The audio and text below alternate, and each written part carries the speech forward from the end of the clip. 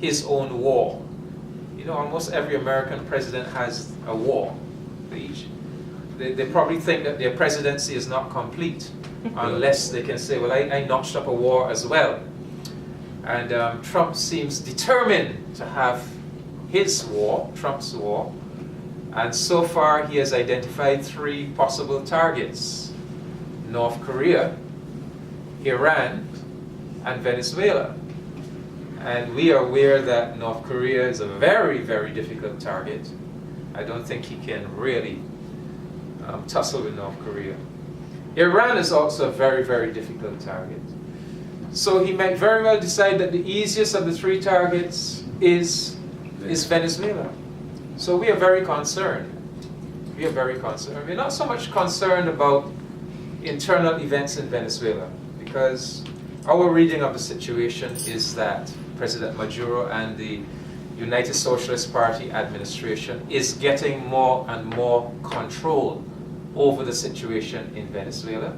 That they did go through a little period when they stumbled after the death of Chavez. There was a little stumble where they lost the confidence of some of their supporters, some of their working class supporters, which led to the electoral loss in the National Assembly elections in 2015, December 2015.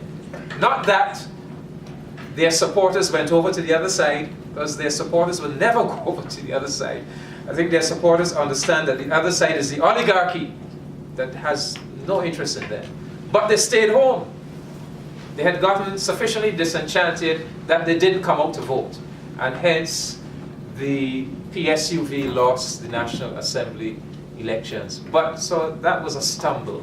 But since then, they have done the right things to gain back the confidence and support of their working class and social movement support base. And that was borne out in the gubernatorial elections on the 15th of October, when you know there were elections for all the 23 governorships in Venezuela, and the United Socialist Party won 18 of the 23 governorships, which was an indication that they had regained whatever confidence that they might have lost.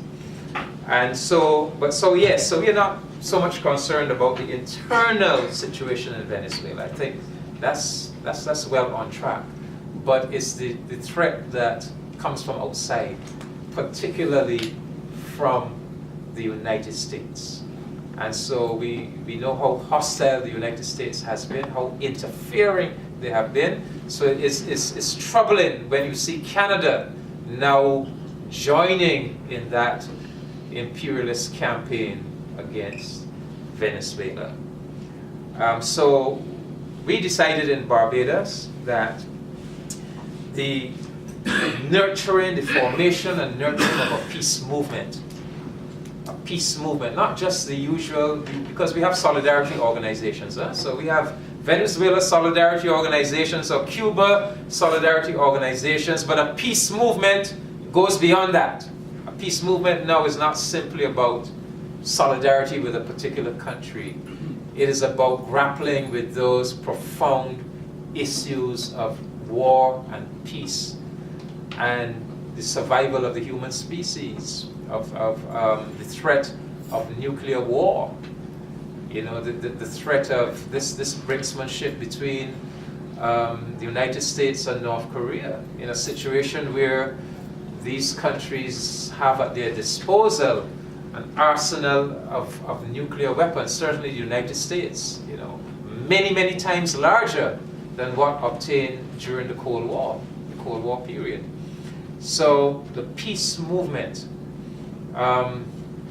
where we concern ourselves with how can we bring peace to this world, how can we avert the human disaster that a nuclear warfare would bring. And as we think about peace, we think not only of Venezuela and North Korea, we think of Africa. What is happening in Africa now with AFRICOM, you know, the American command for Africa, military command for Africa, and all the proliferation of American military bases all across Africa. So I just want to alert you that a Caribbean peace movement has been launched, and we are going to be trying our utmost best to nurture it and to have a voice, to have a say in these profound issues of peace and human survival.